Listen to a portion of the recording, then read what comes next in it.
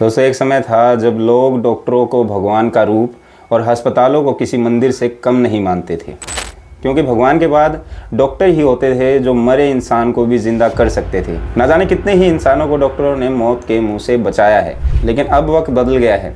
अब यदि कोई बीमार हो जाता है तो उसके परिवार वालों के हाथ पांव फूल जाते हैं, और किसी गरीब इंसान के घर कोई बीमार हो जाता है तो उस इंसान के मरने की दुआ करने लग जाते हैं। इसका कारण भी है क्योंकि आजकल हॉस्पिटल इतने महंगे हो गए हैं कि गरीब इंसान चाह कर भी हॉस्पिटलों के बिल का भुगतान नहीं कर पाता, और अगर मजबूरी में किसी को अस्पताल में भर्ती होना भी पड़ता है तो अस्पताल वालों की धोखाधड़ी से वे बच नहीं पाते। तो ऐसी स्थिति में एक आम इंसान क्या करे? इसी के चलते सरकार के कुछ नियम हैं, कुछ अधिकार हैं जो आपकी रक्षा करते हैं। तो क्या है ये नियम, आइए जानते हैं। हेलो दोस्तों, स्वागत है आपका हमारे पेज जनता डिपार्टमेंट में।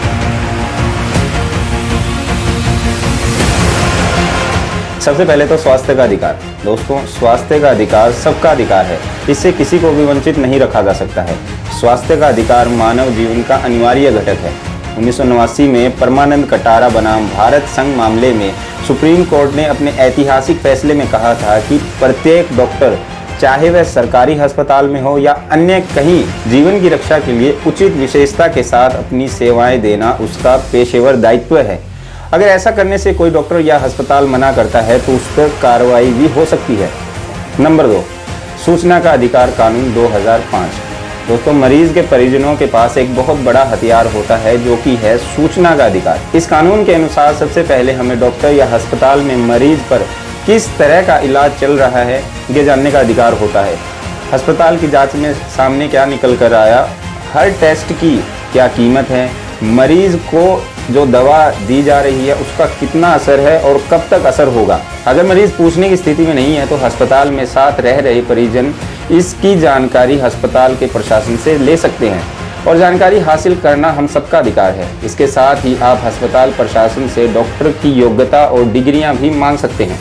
नंबर 3, उपभोक्ता संरक्षण अधिनियम 1986।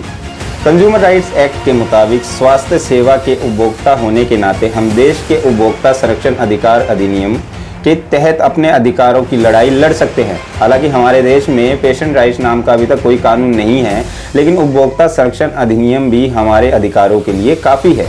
Number 3, clinic establishment act 2010।